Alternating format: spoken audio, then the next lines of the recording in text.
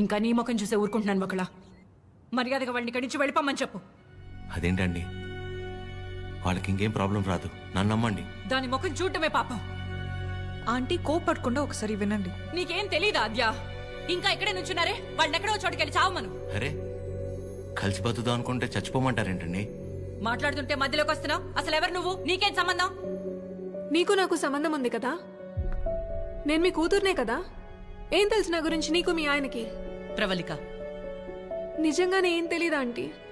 ఇష్టం కష్టం చెప్పుకోవాలనిపించి నాన్న మీతో మాట్లాడాలంది అంటే తప్పించుకొని తిరిగేవాడు.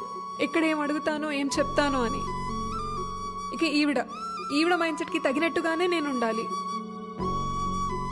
ఇంట్లో ఆడపిల్ల కన్నీళ్లు తుడవడానికి చేతులు రానప్పుడు మాటలు కూడా రాకూడదమ్మా. ఎవరో ఆడదైనా తన ఇంట్లో మనిషి అనుకొని కన్నీళ్లు తుడవాలనుకునేవాడికి ఏ సంబంధం ఉండక్కర్లేదమ్మా.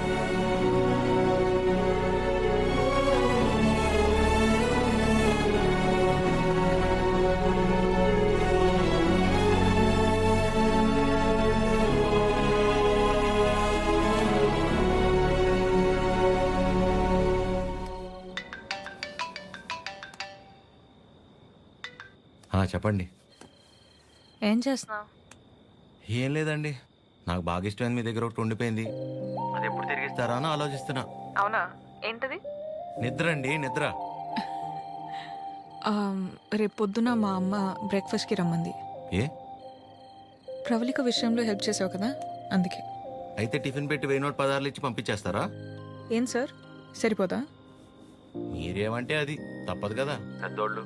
ఇంకా కనపడవు కానీ నీకు నేనంటే ప్రేమే కదా. అమ్మ పిలుస్తుంది. I'll call you later. Hello hello. Bye.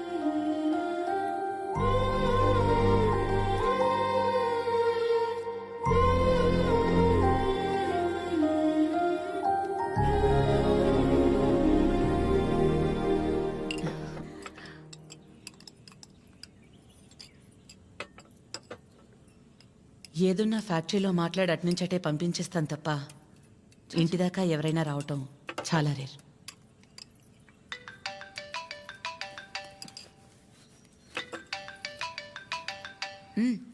మాట్లాడు, పర్లేదు. పర్లేదండి, అంటే 9 అయింది కదా, తిన్నానా లేదా అని అమ్మ ఫోన్.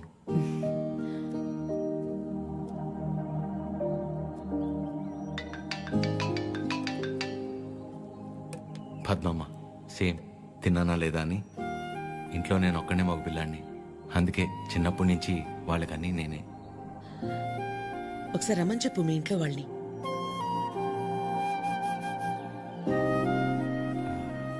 పర్లేదండి. పర్లేదేంటి, రమ్మను. వాళ్ళు ఫ్యాక్టరీ చూసినట్టు ఉంటుంది, నేను ఒకసారి వాళ్ళని కలిసినట్టు కూడా ఉంటుంది. ఏమద్యా? అవునమ్మా, రమ్మని చెప్పండి. సరే అండి. అవన్నీ నేను చూసుకుంటాను లేరా ప్రేమ్. నిన్ను నువ్వు అద్దంలో మాత్రం చూసుకోకు రే.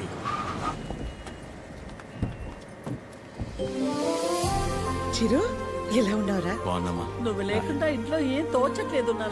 తింటున్నావా? ఇక్కడంతా బానే ఉందిగా. ఎక్కడ ఉంటున్నావు? షూ. అన్నీ ఇప్పుడే చెప్పాలా, తర్వాత చెప్పచ్చా? సరే తర్వాత మాట్లాడుకుందాం. బకుల గారు నమస్తే. నమస్తే. లక్ష్మమ్మ, పద్మమ్మ, శారదమ్మ, శాంతమ్మ, గౌరమ్మ. అందరూ అమ్మలు సరే, ఇంతకీ అసలు అమ్మెవరో? కడుపులో 9 నెలలు మోసాను కాబట్టి సీనియర్ అనే తప్ప వాడి విషయంలో అందరూ ఈక్వలే. ఆద్య ఎక్కడ? అంటే పద్మమ్మ అందరినీ బాగా కలిపేసుకుంటుంది అనమాట. కీర్తన పెళ్లి జరిగింది కదండి, అక్కడ కలిశారనమాట. అంతే కదా. ఇంట్లో ఉంది. Hello aunty. నమస్తే. ఆడపిల్ల ఇలా ఉంటే తన ఎంత అందంగా ఉందో అద్దంలోకి చూసి తెలుసుకోవాల్సిన అవసరం లేదు. తనని చూసే వాళ్ళ కళ్ళలోకి చూస్తే చాలు.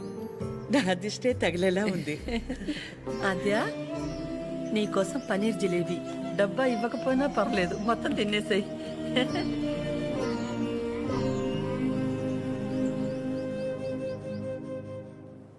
ఏంటి ఆద్య, ఇంకా ఏం ఆలోచిస్తున్నావు? ఆంటీ చిరు వాళ్ళందరితో బాగానే క్లోజ్ అయ్యారు కదా ఆద్య. అదే ప్రాబ్లం ప్రవళిక. అనుమానం ఉండి అబద్ధమని తెలిస్తే కోపంతో పోతుంది. కానీ ఇంత నమ్మాక నిజం కాదంటే తట్టుకోలేదు. అండ్ దాట్ టూ, ఇదంతా తెలిసి నేను సైలెంట్గా ఉన్నానని మా అమ్మకు తెలిస్తే ఎవరున్నా లేకపోయినా నా లైఫ్లో అమ్మ ఉండాలి.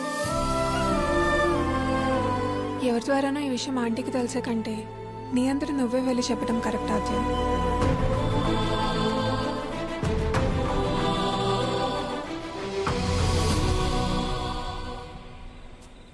ఆ గొలుసు కొనడానికి మా లక్ష్మి 4 షాపులు తిరిగింది. ఫ్యాక్టరీ వర్కర్స్ లా కాకుండా ఫ్యామిలీ మెంబర్స్ లా చూసుకుంటున్నారు. ఇక్కడ పనిచేసే వాళ్ళ పిల్లల చదువులు, వాళ్ళు మంచిళ్లే కాక ఇప్పుడు వాళ్ళందరికీ ఇళ్ళు ఉన్నోళ్ళందరికీ ఇలా ఇవ్వాలన్న ఆలోచన ఉండాలని లేదు కదా భయ్యా. చాలా థ్యాంక్స్ మేడం, మాకెంతో చేస్తున్నారు. మా మేడం చాలా గ్రేట్ భయ్యా.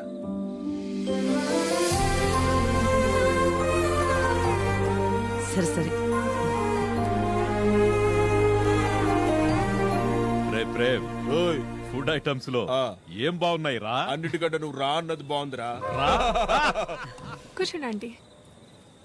ఏంటి అందరూ చాలా సీరియస్గా మాట్లాడుకుంటున్నారు? ఏం లేదు, నీ గురించే. ఫ్రిడ్జ్లో పెరుగు ప్యాకెట్ పెట్టడం మర్చిపోతేనే మేమందరం కలిసి ఓ 10 నిమిషాలు మాట్లాడతాము దాని గురించి. అలాంటిది నువ్వు ఒక్కదానివే ఫ్యాక్టరీ, ఇల్లు, బిజినెస్ ఇదంతా ఎలా సాధ్యపడిందా అని. ఓ అదా, ఆద్య వల్లే. లైఫ్లో ఇంకో హోప్ లేదు, అంతా అయిపోయిందనుకున్నాను. అప్పుడు ఆద్యకి 8 ఏళ్ళు. ఒకరోజు నా దగ్గరికి వచ్చి, అమ్మా నేనేమైనా తప్పు చేశానా అంది. నువ్వు తప్పు చేయడం ఏంటి అంటే ఏమందో తెలుసా? నేనే నీ ప్రపంచం అంటావు కదమ్మా, నువ్వెలా ఉన్నా అది నా వల్లే కదా. నువ్విలా ఉన్నావంటే నేనేదైనా తప్పు చేసుంటే చెప్పు, ఇంకెప్పుడు చెయ్యను అంది. ఆ క్షణం అనిపించింది ఇంకెప్పుడు తన నా దగ్గరికి వచ్చి అలా అడిగేలా నేనెప్పుడు ఉండకూడదని.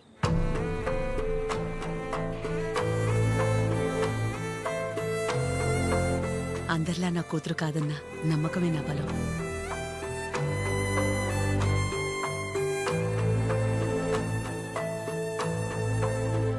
మీ బలం మీ చిరు, మీ పెంపకం తన ప్రవర్తనలో కనిపిస్తుంది. చాలా బాగా పెంచారు మీ చిరుని. చిరు, ఇంతమంది ఆడవాళ్ల మధ్య పెరగడం నీ అదృష్టం.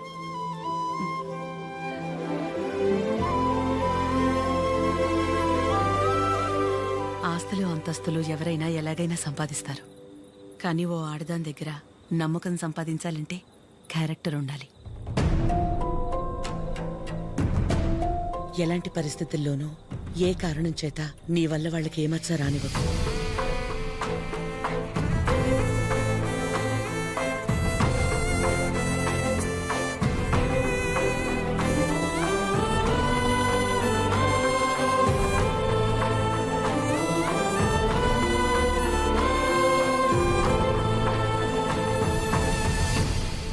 బయలుదేరిపోవడం ఏంటక్క? ఒక్కసారి ఇంటికి వెళ్ళాక మాట్లాడుకుందాం. అది కాదక్క. గౌరీ, హాయ్ భయ్యా. నమస్తే అండి. మీరందరూ ఇక్కడుంటే ఆవిడేంటి మేడం గారు ఇంటి వైపు వెళ్తుంది? ఎవరు?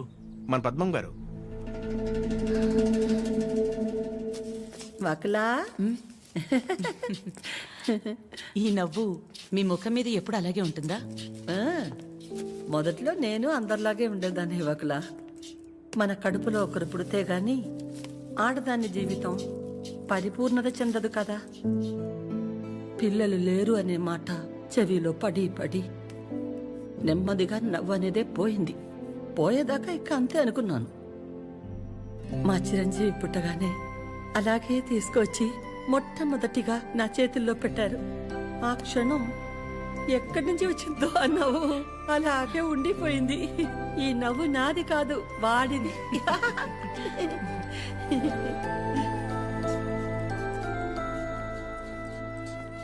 నీకు మొక్కలంటే బాగా ఇష్టమా వకలా? ఈ మొక్కల విషయంలో మాత్రమే ప్రపంచం ఆడా మగానే తేడా చూడదు. మా చిరు కూడా మొక్కలంటే బాగా ఇష్టం. ఇంట్లో ఎటు చూసినా ఉంటాయి. అన్నీ వాడి తెచ్చినవే. మా ఇంటికొచ్చి చూడాలి, ఎప్పుడు సందడే. నవ్వు లేకుండా నిమిషం ఉండదు. నువ్వు కనుక మా ఇంటికి వస్తే ఫ్యాక్టరీ వద్దు ఏమీ వద్దని అక్కడే ఉండిపోతావు. వీలు చూసుకుని ఒకసారి వస్తాం. ఒక్కసారి ఏంటి వకులా, నువ్వు అనాలే కాని ఆద్య ఇల్లు నీ ఇల్లు కాదా ఏంటి? మా చిరుకి ఆద్య అంటే ప్రాణం. ఆద్యకి కూడా మా చిరు అంటే చాలా ఇష్టం. కానీ నీ గురించి ఆలోచించే మా చిరుకి ఆద్య దూరం అయింది. అందుకే అందరం కలిసి చిరుని ఇక్కడికి పంపాము.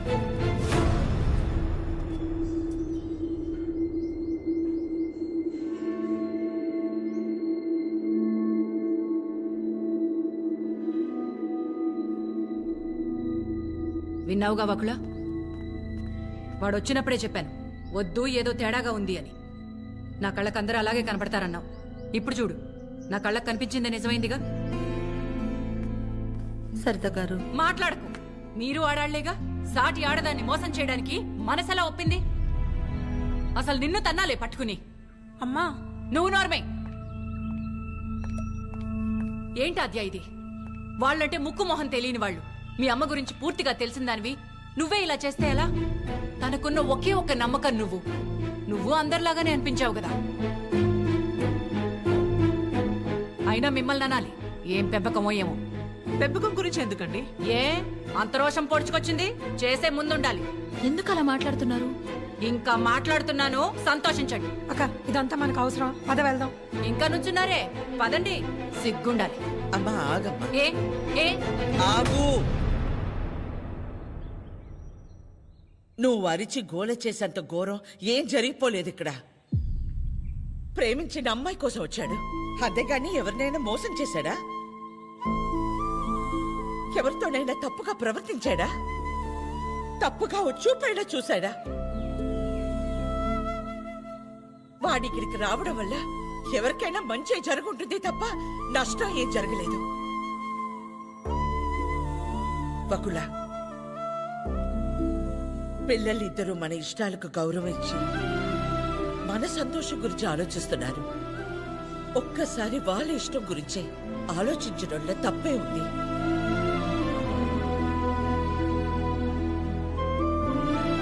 ఎవరి వల్ల వాడి ఇబ్బంది పడితేనే చూడలేను. అలాంటిది వాడు బాధకి ఏమీ కారణం ఉండే నా ప్రాణం తట్టుకోలేదు. ఒకలా వయసులో చిన్నదానివైనా చేతిలో జోడించి నీకు నమస్కారం.